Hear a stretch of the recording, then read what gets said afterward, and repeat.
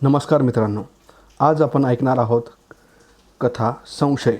ही सत्य घटना आहे. महाराष्ट्रातील ठाणे या जिल्ह्यामध्ये घडलेली आहे.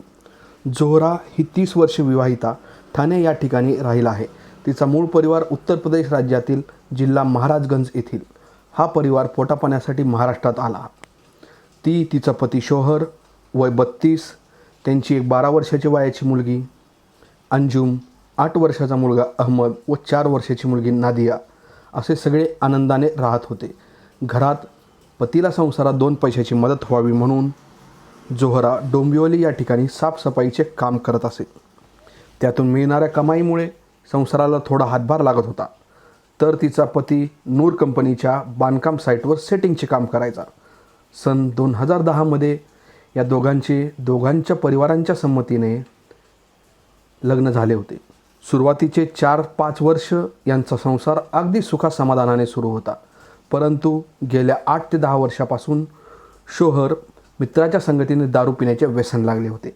त्याचे दारूचे व्यसन कमी होण्याऐवजी वाढत जात होते आणि या कारणावरून पती पत्नीमध्ये नेहमी भांडण होऊ लागली होती. ही भांडण घरातील मुलं बघत होती. त्यांना नेहमी असे वाटत होते की आपले आईवडील नेहमी का भांडत असतात, पण ते आपल्या आईवडिलांना विचारू शकत नव्हते. पती पत्नीमधील दरी वाढत जात होती. शोहरला वाटू लागले होते की आपल्या पत्नीचे परपुरुषासोबत अनैतिक संबंध असावे. त्यामुळेच ती आपल्यासोबत नीट बोलत नाही, आपल्याला जवळ येऊ देत नाही. पत्नी त्याच्याशी वाद घालत होती, मात्र त्याचे कारण होते त्याची दारू. त्याला हे समजत नव्हते. तो तिच्यावर संशय घेऊन वाद घालू लागला होता. त्यामुळे वातावरण बिघडत होते.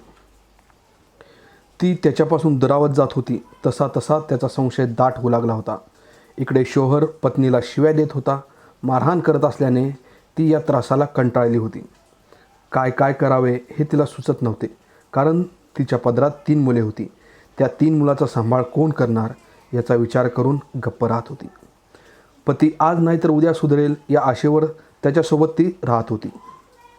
6 महिन्यापूर्वी तिच्या गावातील शेजारी राहणारा रेहमान हा ठाण्यात आला. तो तिच्या शेजारीच राहण्यास आला. त्याचेही लग्न झाले असून तो त्याच्या पत्नीसोबत राहत होता. तो त्याच्या परिवारात सुखी होता. पण जोहरा आणि रेहमान हे एकाच गावातील असल्याने ते एकमेकाशी बोलत असतात. त्यावेळेस ती आपल्या पतीकडून होणारा त्रास रेहमानला सांगत असे. तो तिची सांत्वन करत होता, तिची समजूत घालत होता. पण आपली पत्नी शेजारी राहणारा रेहमान याच्याशी जास्त का बोलते, वारंवार त्याच्या घरी का जाते, त्याच्या पत्नीशी का बोलते, असे एक ना एक अनेक विचार शोहरच्या मनामध्ये येऊ लागले होते. मग तू दारू पिऊन आला की पत्नीशी वाद घालायचा आणि शिवाय देऊन तिला मारहाण करायचा. बऱ्याच वेळा ही भांडण सोडवण्याची रेहमान हा यायचा आणि त्यांची भांडणं थांबवायचा. कधी त्याची पत्नी यायची व भांडणे थांबवायची. आता हे नेहमीचेच झाले होते. जोहरा पतीच्या त्रासाला फारच कंटाळली होती. तिला काय करावे सुचत नव्हते. हे नेहमीचेच झाल्याने ती त्याच्याकडे दुर्लक्ष करू लागली की जेणेकरून आपला पती सुधारेल. परंतु पती सुधारण्याऐवजी बिघडत चालला होता. शोहर याला वाटत होते की आपली पत्नी जोहरा तिच्या गावातील रेहमान याच्यासोबत अनैतिक संबंध आहेत. तिकडे जोहरा आणि रेहमान यांच्यात नेहमी गप्पा होत होत्या. तर दुसरीकडे रेहमानची पत्नी आणि शोहर यांच्यातील बोलणे होत होते. ती त्याला दारू पिऊ नको, घरात भांडण करू नको, पती पत्नीला त्रास देऊ नका असं सांगत होती. तिचे आपुलकीच्या बोलण्याने शोहर तिच्या जवळीकतेने वागत होता. तिच्याजवळ चांगले जवळत होता. ती सांगेल तो ऐकत होता. याचा वेगळाच अर्थ रेहमानने काढला.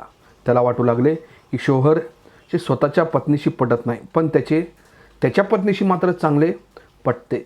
तो स्वतःच्या पत्नीला शिवीगाळ करतो, मारहाण करतो, पण माझ्या पत्नीशी प्रेमाने बोलतो. याचा अर्थ त्या दोघात अनैतिक संबंध निर्माण झाले असावे या संशयाने तो पछाडला. आता तो त्याच्या पत्नीच्या चारित्र्याचा संशय घेऊन वाद घालू लागला. संशयातून त्या दोघांमध्येही भांडण झाले होते. दोघांच्याही कुटुंबात संशयामुळे कलह निर्माण झाला होता. या कलहाचा शेवट विनाशातच होणार होता. त्या दिवशी तो आपापल्या कामात व्यस्त होता. दिवसभर कामाची दगदग करून सगळे घरी परतले होते. रात्री 8 वाजायच्या सुमारास जोहरा तिच्या रूमवर बसली होती, तर तिची मुले खेळत होती. तिचा पती शोहर हा नेहमीप्रमाणे दारू पिऊन घरी आला आणि आल्यावर तो पत्नीशी वाद घालू लागला. तिला शिवीगाळ करू लागला. तो तेवढ्यावरच थांबला नाही, तर त्याने किरकोळ भांडण काढून तिला मारहाण करण्यास सुरुवात केली. त्यावेळेस जोहरा ही आडाओरड करू लागली. ती आडाओरड करत असताना तिच्या शेजारच्या रूममध्ये असलेला रेहमान हा धावतच आला. तो जोहराच्या पतीची समजूत काढू लागला. ते भांडण थांबवण्याचा प्रयत्न सुरू होता, पण शोहर ऐकण्याच्या मनस्थितीत नव्हता. तो रेहमान यालाही शिवीगाळ करू लागला. त्यावरून त्या दोघांचे भांडण झाले. ते दोघे भांडण करत करत चाळीच्या बाजूस गेले. त्यांच्यात कडाक्याची भांडण सुरू झाली. आता शोहरने शिवीगाळ करत भांडण सुरू केल्याची रेहमानच्या रागाचा उद्रेक झाला. त्याने शेजारीत पडलेला एक लाडकी दांडका उचलला आणि शोहरच्या डोक्यात घातला. त्यात शोहरच्या डोक्यात पाठीमागच्या वरच्या बाजूस दुखापत होऊन रक्तस्राव होऊ लागला. हे पाहून जोहराच्या जेठानीचा मुलगा आणि जोहरा हे दोघे शोहर यास दवा उपचारासाठी मानपाडा येथील हॉस्पिटलला घेऊन गेले. तेव्हा रात्रीचे 9:30 वाजले होते. त्या ठिकाणी शोहर त्यांच्यावर उपचार करून त्याच्या डोक्यात झालेल्या जखमीच्या ठिकाणी टाके घालण्यात आले. त्यानंतर त्याला घरी पाठवण्यात आले. पण त्याला घरी आणत असताना तो बेशुद्ध पडला. तेव्हा तिने पतीस घरी आणून झोपवले. तो लवकरच उठेल असे तिला वाटू लागले. तिची लहान मुले असल्याने तिला काहीच सुचत नव्हते. काय करावे आणि काय करू नये. त्यांनी याबाबत कोणास काहीच सांगितले नाही. पोलिसातही तक्रार दिली नाही. दुसऱ्या दिवशी दिनांक 5 मे 2024 रोजी सकाळी जोहरा पतीला उठवण्यासाठी गेली. ती म्हणाली, अहो उठा आणि चहा वगैरे घ्या, थोडं काहीतरी खाऊन घ्या, मग तुम्हाला बरं वाटेल.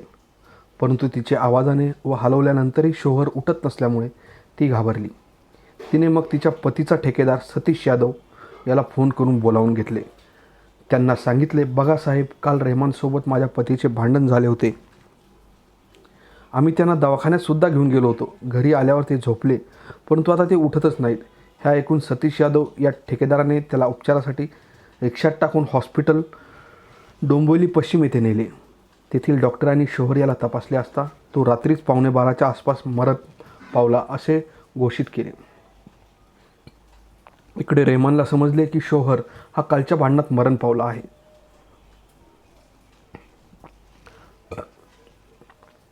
त्यामुळे रेहमान घाबरला आणि आता आपल्याला पोलीस पकडतील या भीतीने पळून जाण्याचा प्लॅन केला. त्याने त्याच्या काही आवश्यक वस्तू, कपडे एका पिशवीत भरले आणि गपचूपपणे पळून जाण्याच्या बेतात असताना मानपाडा पोलीस ठाणे सहाय्यक पोलीस निरीक्षक यांच्या पोलीस पथकाने त्यांना ठाण्यात आणले. फिर्यादी जोहरा वय 30 हिच्या फिर्यादीवरून संशयित आरोपी रेहमान याला अटक करण्यात आली व त्याला कल्याण व पोलीस कोठडी दरम्यान संशयिताने गुन्ह्याची कबुली दिली असून सध्या तो न्यायालयीन कोठडीत आहे. तुम्ही पाहू शकता संशयित रेहमान याचा हा त्याचे चित्र. तर मित्रांनो, तुम्हाला आजची सत्य घटना कशी वाटली जरूर कमेंट बॉक्समध्ये कळवावे. नमस्कार.